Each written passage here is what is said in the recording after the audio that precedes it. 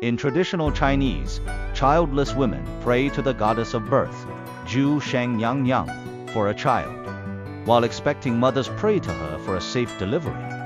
But behind this benevolent goddess lies a gripping, heroic legend. Today, let me take you on a journey to discover the epic tale of Zhu Sheng Niang Niang. Long ago, there lived a kind-hearted young woman named Chen Jinggu. Having been guided by immortals and taught ancient magic, she dedicated her life to using her spells to help people in times of desperate need. As a woman, she often cured the illnesses of women and children, and frequently helped expecting mothers deliver their babies safely. The locals praised her as a reincarnated fairy sent to deliver them from suffering. However, a dark shadow loomed over the land, a 1,000-year-old snake demon with a horrific appetite for newborn babies.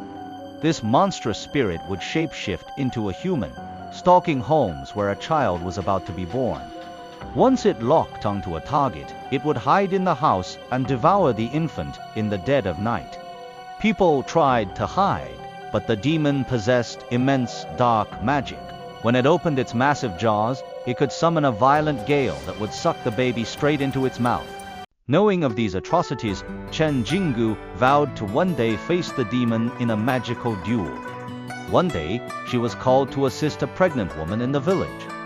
Upon entering, she found the mother weeping on her bed, crying out, "I don't want to give birth. I want to protect my child. I won't let the snake demon eat my baby." Chen Jinggu comforted her, saying, "Do not worry, I am here. I will protect you and your child, and you will both be safe."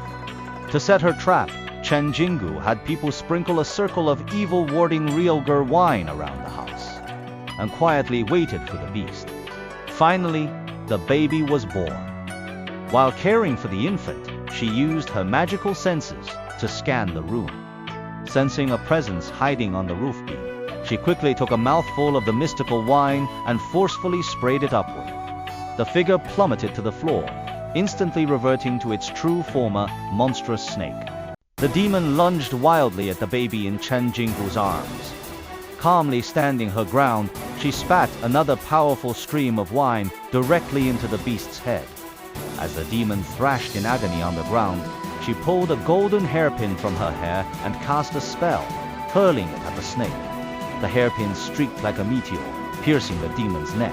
Realizing it was in mortal danger, the beast fled out the window into the night, handing the baby back to the weeping, grateful mother. Chen Jinggu assured they were safe now, but she knew the snake was not dead, and the final battle was inevitable. A year passed without any missing infants, and Chen Jinggu herself was now pregnant and expecting. Suddenly, a bizarre disaster struck the region. All the nearby rivers dried up, leaving the people with no water to survive.